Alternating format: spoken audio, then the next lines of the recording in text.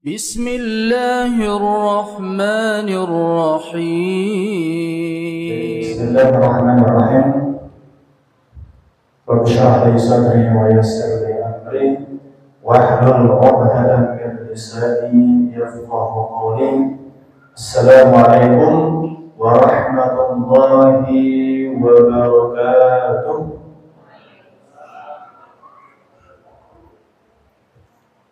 Bismillah, alhamdulillah, innal hamdalillah nahmaduhu wa nasta'inuhu wa nastaghfiruh wa na'udzu billahi min shururi anfusina wa min sayyiati a'malina.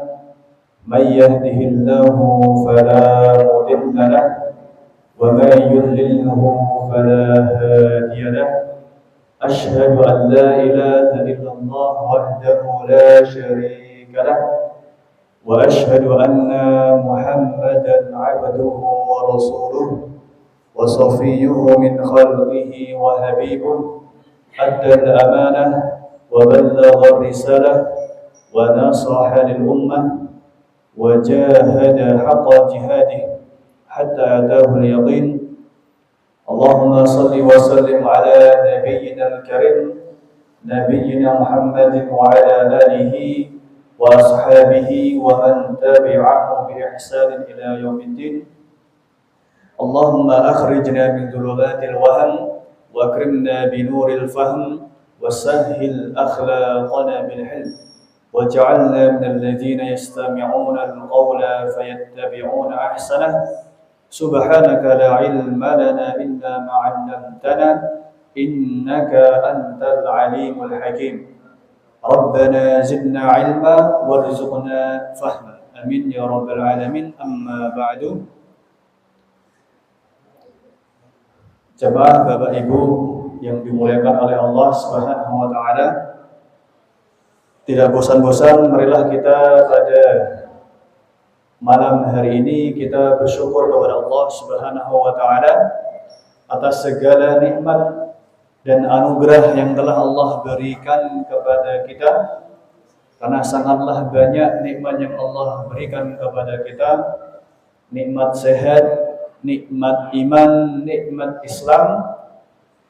Saking banyaknya kita tidak dapat menghitung nikmat yang Allah berikan, sebagaimana firman Allah, wa in ta'uddu ni'matallahi la tuhsuha. Jika kita ingin menghitung nikmat yang Allah berikan, maka kita tidak akan mampu untuk menghitungnya, karena saking banyaknya nikmat yang Allah berikan kepada kita. Maka dengan nikmat yang Allah berikan,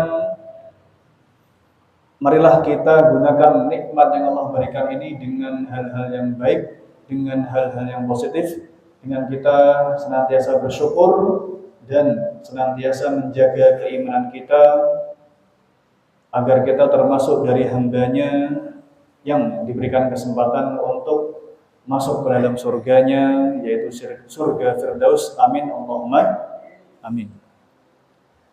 Dan tidak lupa salat dan salam kita haturkan kepada Nabi besar kita, suri tauladan kita, yaitu Nabi besar Nabi Muhammad sallallahu alaihi wasallam beserta keluarganya, para sahabatnya, para pengikutnya, dan semoga kita termasuk dari pengikutnya yang mendapatkan syafaat di hari akhir nanti, dan kita mendapatkan kesempatan untuk membersamai Rasulullah di surganya nanti. Amin Allahumma amin. Para hadirin jamaah sholat maghrib, jamaah sholat at-taqwa, Masjid at-taqwa, ya, yang dimuliakan oleh Allah Subhanahu wa ta'ala. Pada malam hari ini saya diberikan tema menggantikan ya. Kemarin dikabari oleh Mas Fahrizal untuk mengisi di hari Jumat, dan tema yang diberikan adalah tentang kisah inspiratif dari Al-Quran. Kita tahu bahwa Al-Quran itu adalah pedoman kita sebagai orang Islam, yang mana di dalamnya itu adalah petunjuk, di dalamnya itu adalah aturan-aturan, di dalamnya adalah perintah yang mana Allah menginginkan kita ini hidup di dunia sesuai dengan arahannya, sesuai dari tuntunannya yang Allah turunkan melalui Rasulnya, yaitu Nabi Muhammad Sallallahu Alaihi Wasallam. Dan di antara isi dari Al-Quran, yang pasti di dalamnya adalah petunjuk, dan di dalam Al-Quran ini adalah banyak terkandung tentang kisah-kisah. Jadi tidak hanya berbicara tentang akidah, fikih, tetapi di dalam Al-Quran, di dalamnya adalah tentang kisah-kisah. Dan di antara kisah-kisah yang ada di dalam Al-Quran banyak sekali, dan para ulama mengatakan bahwa ada yang mengatakan bahwa kisah yang terbaik dari Al-Quran itu adalah kisah-kisah para nabi. Di dalamnya ada kisah Nabi Adam alaihissalam, karena Nabi Adam alaihissalam itu adalah bapaknya manusia pertama yang diciptakan oleh Allah Subhanahu wa taala di dunia ini. Dan ada pula yang mengatakan bahwa di antara kisah yang terbaik di dalam Al-Quran itu adalah kisah Nabi Ibrahim alaihissalam. Karena kita tahu bahwa Nabi Ibrahim itu adalah Abul Anbiya, bapaknya para nabi. Kalau Nabi Adam itu bapaknya manusia, dan Nabi Ibrahim itu adalah bapaknya para nabi. Karena tidaklah nabi yang diutus setelah Nabi Ibrahim kecuali dari keturunan Nabi Ibrahim alaihissalam. Nabi setelah Nabi Ibrahim semuanya adalah keturunan dari Nabi Ibrahim alaihissalam. Dan ada pula yang mengatakan bahwa di antara kisah yang menarik di dalam Al-Quran itu adalah kisah Nabi Musa alaihissalam, karena banyak ayat atau banyak surat yang mana itu terselipkan di dalamnya kisah tentang Nabi Musa alaihissalam. Dan yang paling terbaik, dan wallahu a'lam, yang paling terbaik di antara kisah-kisah yang terdapat di dalam Al-Quran itu adalah kisah dari Nabi Yusuf alaihissalam. Sebagaimana firman Allah Subhanahu wa taala di dalam surat Yusuf. Di dalam surat Yusuf Allah Subhanahu wa taala berfirman, "Nahnu naqussu 'alaika ahsanal qasasi bima awhayna ilaika hadzal Qur'an wa in kunta min qablihi laminal ghafilin." Jadi Allah menyebutkan kisah Nabi Yusuf itu di dalam surat Yusuf ayat yang 3 dengan ahsanul qasas. Apa itu arti dari ahsanul qasas? Kisah yang terbaik. Allah mengatakan ketika itu menghibur Nabi Muhammad SAW, "Wahai Nabi Muhammad, kami akan ceritakan kepadamu ahsanul qasas, kisah yang terbaik yang akan kami wahyukan kepadamu dari Al-Quran ini. In kunta min qablihi laminal ghafilin." Dan sesungguhnya engkau sebelum itu termasuk orang yang tidak mengetahui. Jadi dari kisah Nabi Yusuf yang mana itu turun kepada Nabi Muhammad SAW dalam rangka untuk memberi semangat, dalam rangka untuk menyejukkan Nabi Muhammad SAW, dan ini bisa menjadi pelajaran buat kita semua sebagai pengikut dari Nabi Muhammad SAW. Ketika kita melihat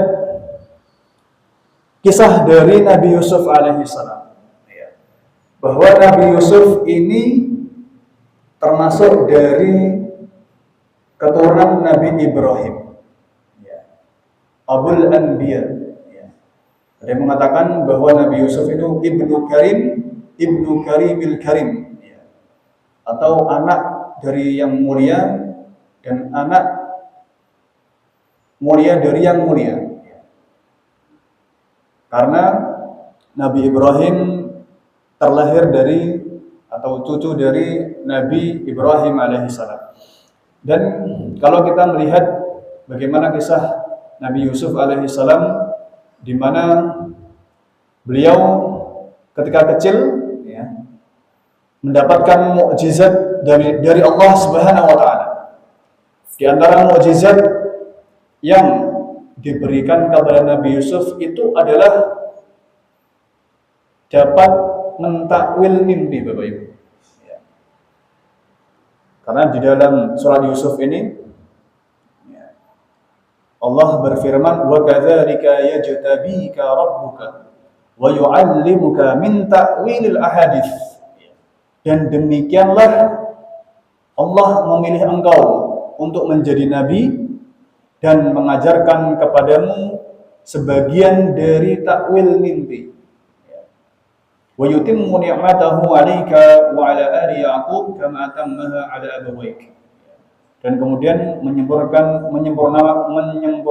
nikmatnya kepadamu dan kepada keluarga Nabi Yaqub alaihissalam. Jadi dari mukjizat Nabi Yusuf alaihissalam itu beliau dapat mentakwil mimpi. Jadi ketika Nabi Yusuf alaihissalam masih kecil, di sini disebutkan idz qala Yusuf li abihi ya abati inni ra'aitu ahada 'asyara kawkaba wasyamsa wal qamara ra'aituhum li sajidin. Jadi ketika Nabi Yusuf alaihissalam masih kecil, beliau bermimpi bahwa Nabi Yusuf melihat ahada 'asyara kawkaba, 11 bintang, kemudian matahari dan bulan, kulihat semuanya sujud kepadaku. Ra'aituhum li sajidin. Nabi Yusuf melihat 11 bintang, kemudian matahari dan bulan itu sujud kepada Nabi Yusuf alaihissalam. Maksudnya apa?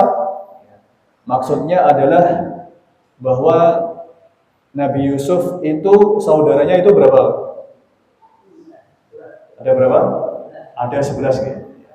Dari Nabi Yaqub alaihissalam, Nabi Yaqub memiliki anak berjumlah 12. Salah satunya itu Nabi Yusuf alaihissalam. Dan di antara anak Nabi Yaqub alaihissalam yang paling dicintai olehnya itu adalah Nabi Yusuf. Yang paling dicintai dari Nabi Yaqub alaihissalam itu adalah Nabi Yusuf alaihissalam. Kenapa? Di antaranya karena Nabi Yusuf sudah memiliki isyarat kenabian sejak lahir. Dan juga ketika Nabi Yusuf memiliki saudara. Jadi saudara kandung dari Nabi Yusuf itu siapa, Pak? Di antara 12 saudaranya, Nabi Yaqub itu mempunyai istri 4, Bapak. Nabi Yaqub alaihissalam memiliki istri 4, dan yang saudara sekandung atau saudara seibu dari Nabi Yusuf itu adalah Bunyamin, benar.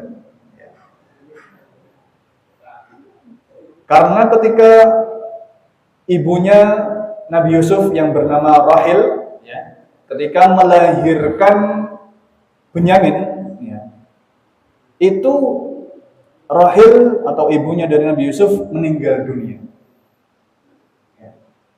Akhirnya apa? Akhirnya karena merasakan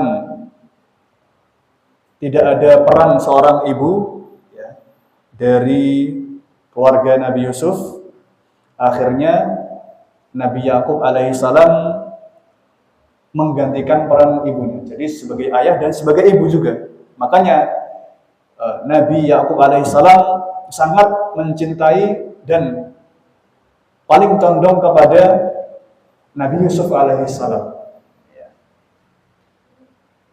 Karena Nabi Yakub ini atau ayah dari Nabi Yusuf ini sangat sayang kepada Nabi Yusuf alaihissalam, akhirnya apa yang terjadi?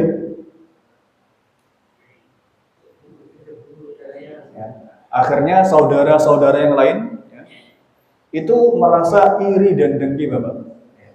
Karena ayahnya itu terlalu condong kepada Nabi Yusuf alaihis salam. Tapi yang perlu kita garis bawahi bahwa Nabi Yakub itu walaupun condong, beliau juga termasuk ayah yang adil. Tidak, maksudnya sayang kepada seluruh anaknya, hanya saja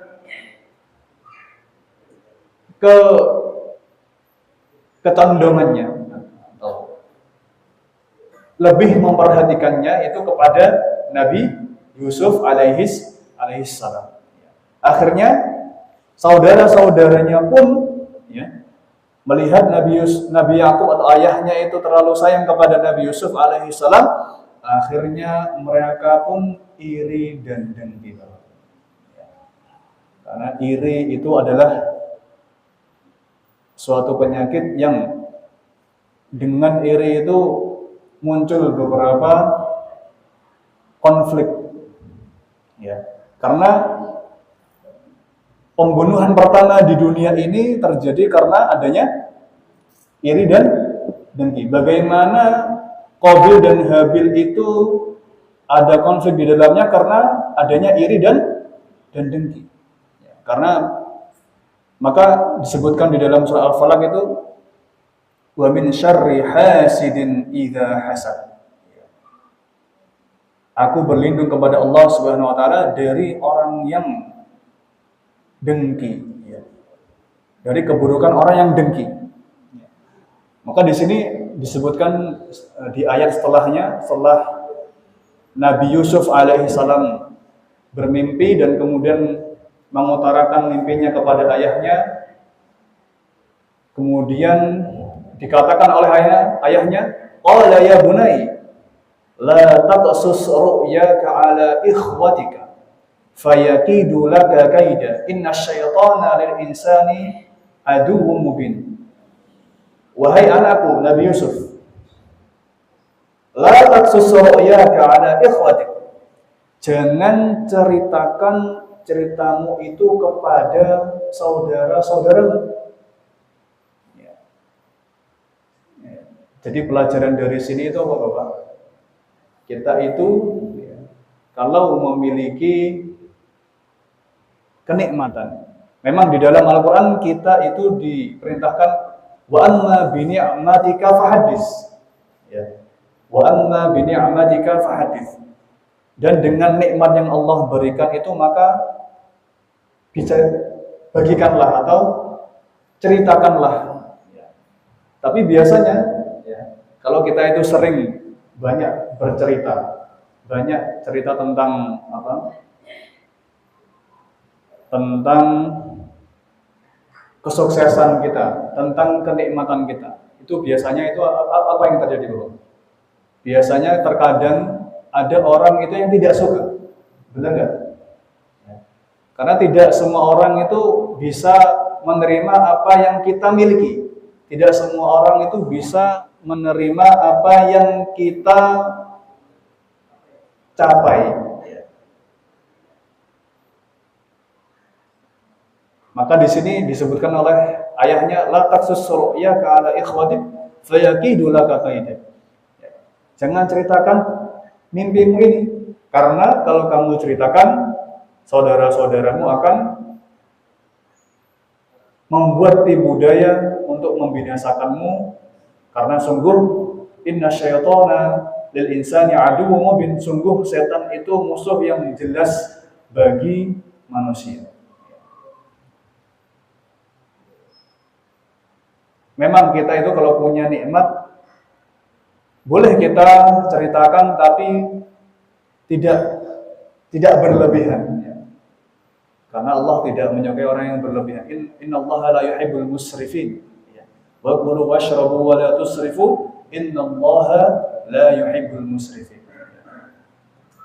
Karena dengan nikmat itu kadang untuk memberi motivasi, tetapi terkadang dengan apa yang kita capai itu ada beberapa saudara-saudara kita, ada beberapa tetangga-tetangga kita yang tidak suka dengan pencapaian kita.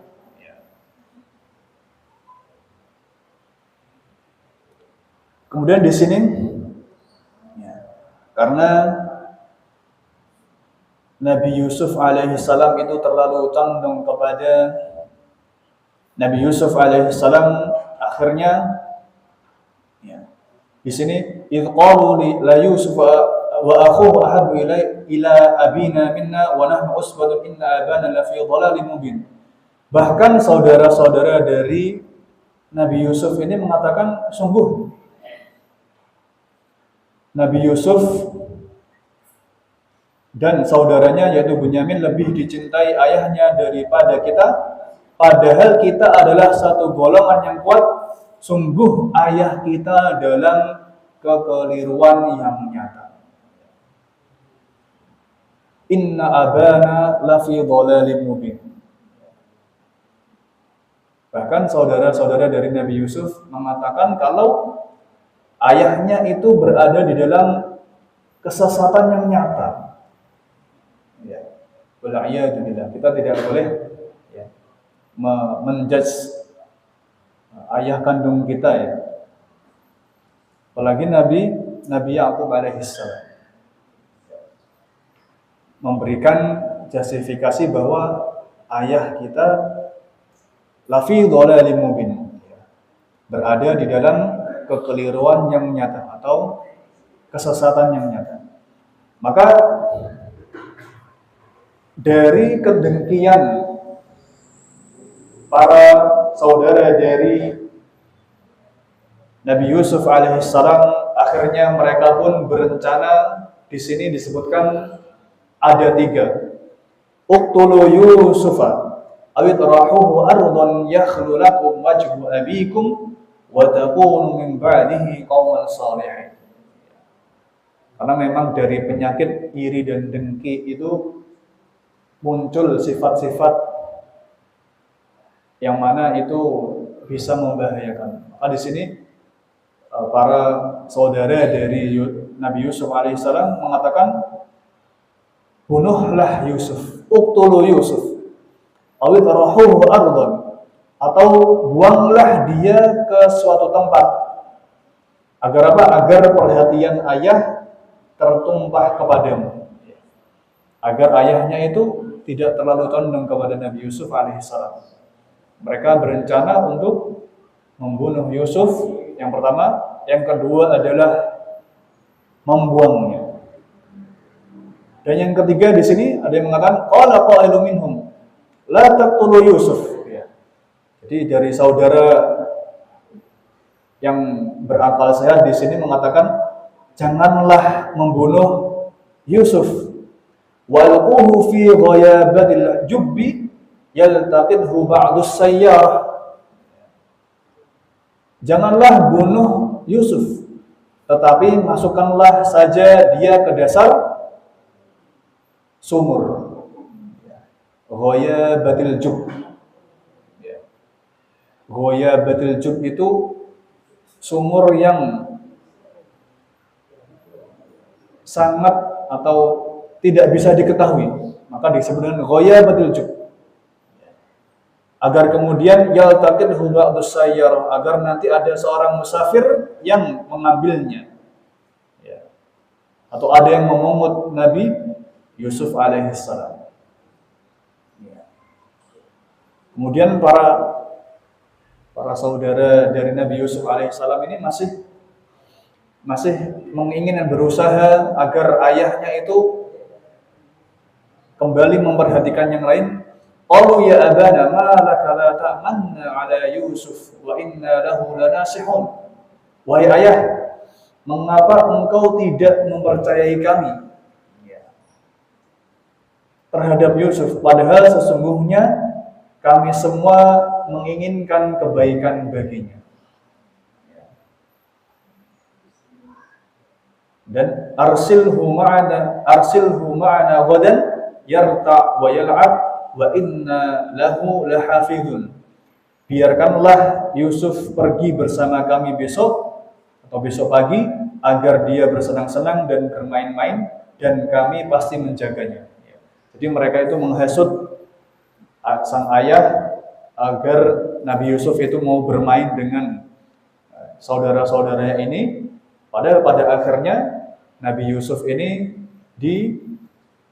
diletakkan di dasar sumur, dan kemudian ketika di dasar sumur Nabi Yusuf alaihissalam mendapatkan wahyu dari malaikat Jibril alaihissalam ketika itu, bagaimana Nabi Yusuf diberikan kabar-kabar bagaimana tentang apa yang dia akan alami setelah dari sumur itu, bahkan sampai akhir hayatnya. Ketika itu Nabi Yusuf alaihissalam diberikan wahyu oleh Allah melalui Nabi Jibril alaihissalam di dalam sumur. Ya. Kemudian apa yang terjadi ketika Nabi Yusuf alaihissalam berada di dalam sumur? Akhirnya ada yang mengambilnya. Di sini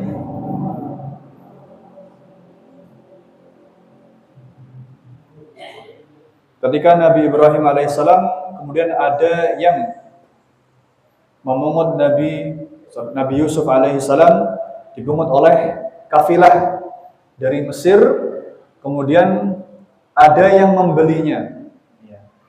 Siapa Bapak Ibu yang membeli Nabi Yusuf alaihissalam? Yang membeli dari Nabi Yusuf alaihissalam itu adalah seorang Al-Aziz dari Mesir, atau Al-Aziz itu masih di bawahnya Raja Mesir. Jadi ada Raja Mesir, ada Al-Aziz. Maka ketika itu dibelilah Nabi Yusuf alaihissalam oleh Al-Aziz dengan harga yang tidak banyak.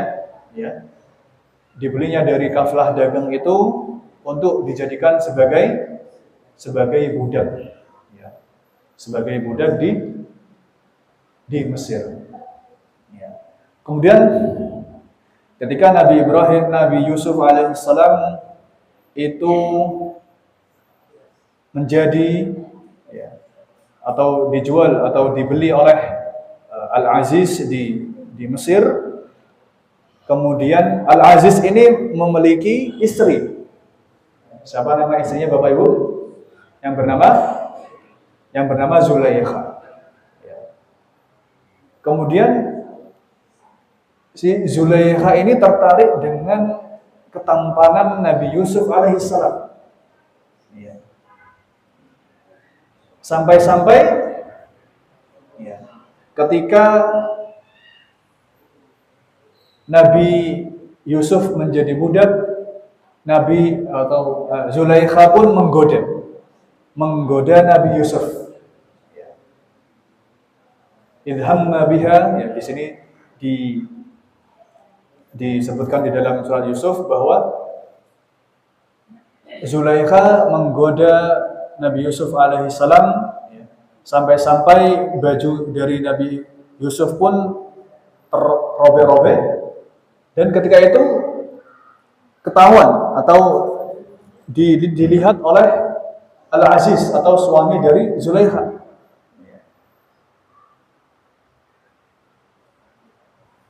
Akhirnya ketika itu Zulaikha yang aslinya itu menggoda Nabi Yusuf alaihissalam, dia tidak mau mengakui kalau dia itu yang menggoda Nabi Yusuf alaihissalam. Bahwa yang menggoda atau yang ingin, karena di sini kan karena ketampanan dari Nabi Yusuf, Zulaikha tidak ingin mengaku dan kemudian mengatakan bahwa Nabi Yusuf itu yang menggoda Zulaikha. Akhirnya ada seorang dari budak yang lain mengatakan bahwa sang Zulaikha lah yang menggoda Nabi Yusuf alaihissalam. Terlihat dari baju yang sobek dari Nabi Yusuf. Ya. Karena baju yang sobek dari Nabi Yusuf alaihissalam itu terletak di belakang. Bagaimana bisa yang menggoda itu malah yang sobek di bagian belakang? Artinya yang menyobek karena yang sobek itu bagian belakang artinya adalah yang menggoda itu dari Zulaikha. Tapi tetap Zulaikha tidak ingin mengaku bahwa dia yang menggoda, dan akhirnya kabar ini pun menyebar. Kabar bahwa adanya kejadian antara Zulaikha dengan Nabi Yusuf akhirnya tersebar kepada para pemimpin-pemimpin di Mesir.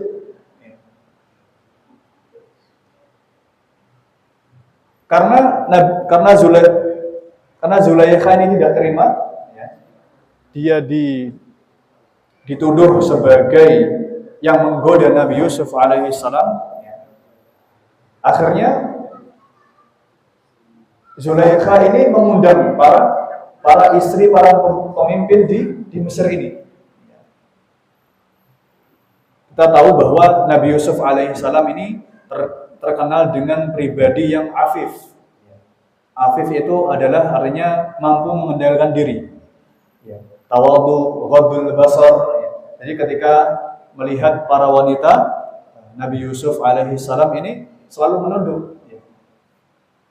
Jadi walaupun yang menggoda itu istrinya pemimpin itu Al-Aziz, seorang yang wanita yang cantik.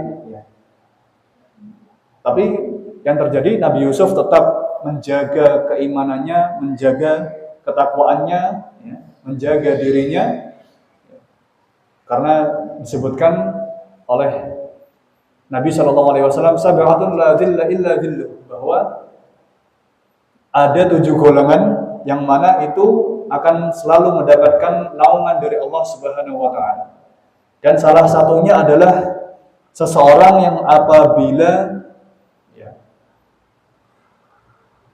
digoda oleh seorang wanita, dia mengatakan apa? Inni akhafullah. Saya takut kepada Allah Subhanahu wa taala. Dan inilah yang diamalkan oleh Nabi Yusuf alaihissalam. Bahwa ketika itu sangat terbuka kesempatan Nabi Yusuf untuk menerima godaan dari Zulaikha. Kira-kira kita bagaimana kalau kita itu berada di posisi Nabi Yusuf? Ya kan, digoda oleh wanita yang cantik, kemudian di tempat yang sepi. Kita pasti mungkin keimanan kita bisa goyah ketika itu. Tapi Nabi Yusuf alaihissalam tetap teguh dengan keimanannya, mengatakan inni akhafullah rabbal alamin. Saya takut kepada Allah Subhanahu wa taala.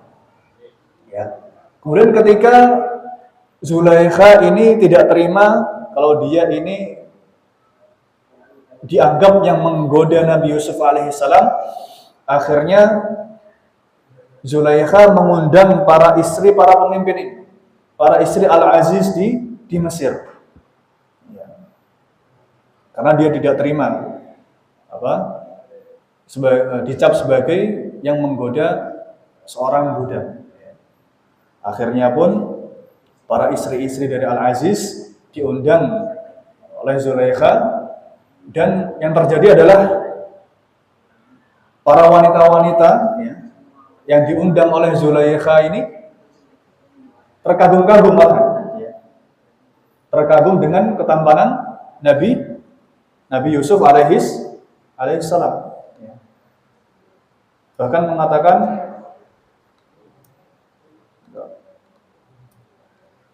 bahwa ketampanan Nabi Yusuf ini seperti malaikat. Bahkan disebutkan dalam Al-Quran wa qatta'na aydiyahun. akbarna wa qatta'na aydiyahum. Para perempuan yang diundang dari Zulaikha ini akbarna, atau mereka itu kagum kepada Nabi Yusuf alaihi salam, ya. Wa qatta'na aydiyahum, sampai-sampai mereka melukai tangan mereka, ya. Karena dari sini kita bisa mengambil pelajaran bahwa bahwa kita itu harus menjaga yang namanya nafsu yang ada di dalam diri kita. Karena di sini, karena saking kagumnya dari para wanita ini kepada Nabi Yusuf sampai mereka itu melukai tangan-tangan mereka. Kemudian karena kejadian seperti itu, akhirnya Nabi Yusuf pun, apa yang terjadi kepada Nabi Yusuf? Nabi Yusuf pun dipenjara oleh pimpinan di Mesir. Karena terduga menggoda dari istri Al-Aziz ini, Zulaikha. Tatkala Nabi Yusuf alaihi salam berada di penjara, ketika itu pun Nabi Yusuf tetap mendakwahkan agama Islam. Jadi ketika berada di penjara, Nabi Yusuf tetap mendakwahkan akidah tauhid di dalam penjara. Dan ketika itu ada dua orang yang mana ketika itu meracuni pimpinan dari Mesir, ya. Akhirnya dua-duanya, ya, karena yang meracuni adalah salah satu, ya, tapi yang terduga di sini ada dua orang. Akhirnya dua-duanya pun ikut terpenjara di dalam penjara dan bertemu dengan Nabi Yusuf alaihi salam. Kemudian Nabi Yusuf alaihi salam ketika itu dapat mentakwil dari mimpi-mimpi kedua orang yang di penjara ini.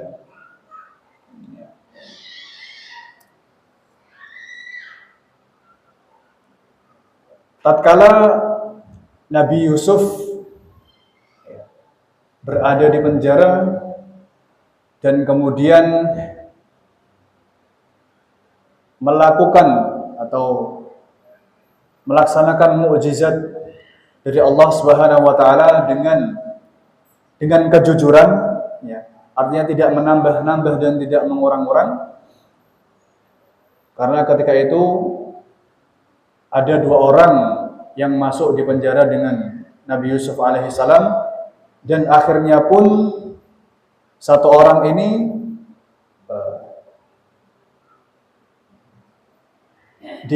dilaporkan kepada Raja Mesir ketika itu atau Al-Aziz, dan akhirnya dibunuh oleh Al-Aziz ini. Kemudian Nabi Yusuf alaihissalam ketika diketahui memiliki kemampuan untuk mentakwil mimpi. Ketika Nabi Yusuf alaihissalam diketahui memiliki kemampuan untuk mentakwil mimpi, akhirnya Nabi Yusuf itu pun diminta untuk mentakwil mimpi dari Raja Mesir. Karena sang raja dari Mesir ini, dia bermimpi bahwa ada 7 sapi. Ada 7 sapi yang gemuk dimakan oleh 7 sapi yang kurus. Kira-kira masuk akal atau tidak? Sapi yang gemuk dimakan oleh sapi yang kurus.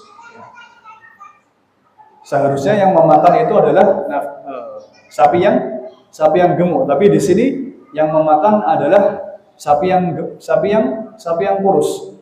Yang mana ini mengartikan bahwa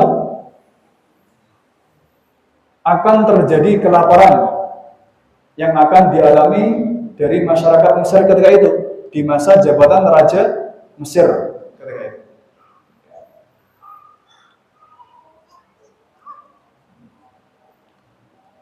akhirnya ketika Nabi Yusuf itu diketahui dan kemudian keahliannya ini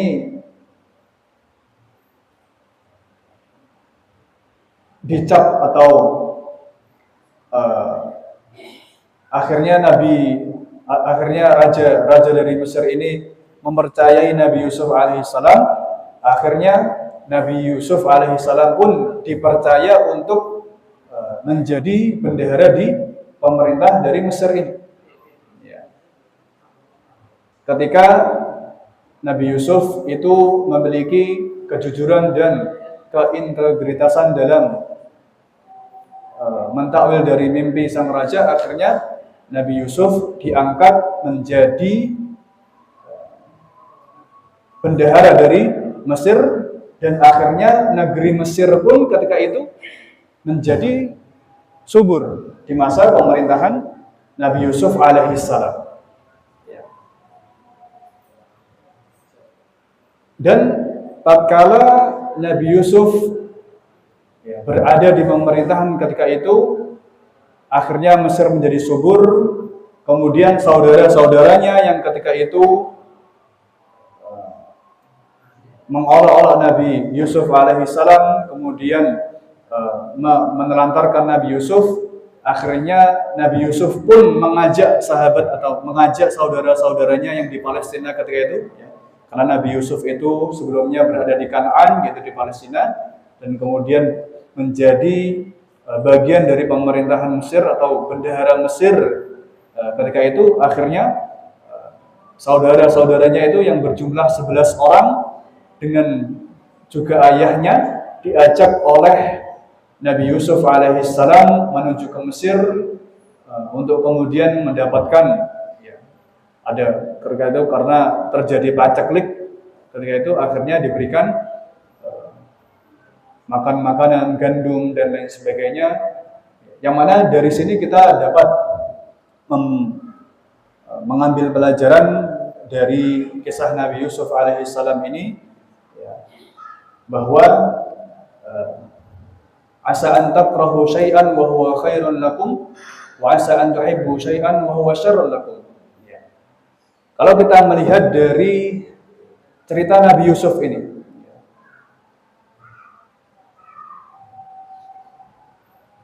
Nabi Yusuf terlahir dari Nabi Yakub alaihissalam dan kemudian dicintai olehnya, tetapi mendapatkan sikap yang jelek dari saudaranya. Akhirnya Nabi Yusuf pun berada di titik terendahnya, yaitu ketika itu berada di sumur.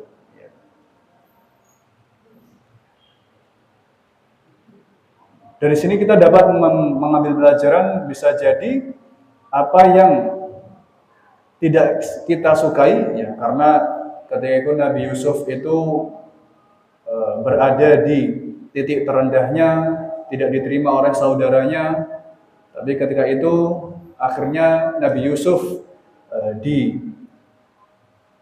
diambil oleh seorang pedagang, kemudian dibeli oleh Al-Aziz dari Mesir, dan karena kejujurannya, kemudian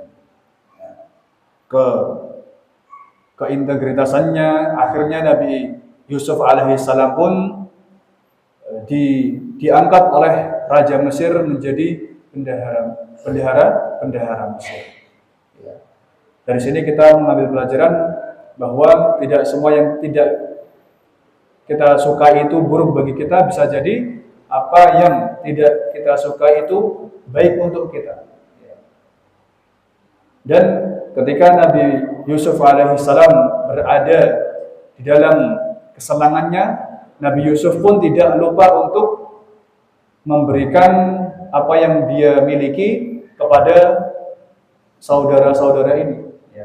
Artinya Nabi Yusuf alaihissalam walaupun dia tidak diterima oleh saudaranya, tetapi Nabi Yusuf masih dapat memaafkan, masih dapat bahkan memberikan kebaikan kepada orang yang benci kepada dirinya, kepada orang yang tidak menerima dirinya.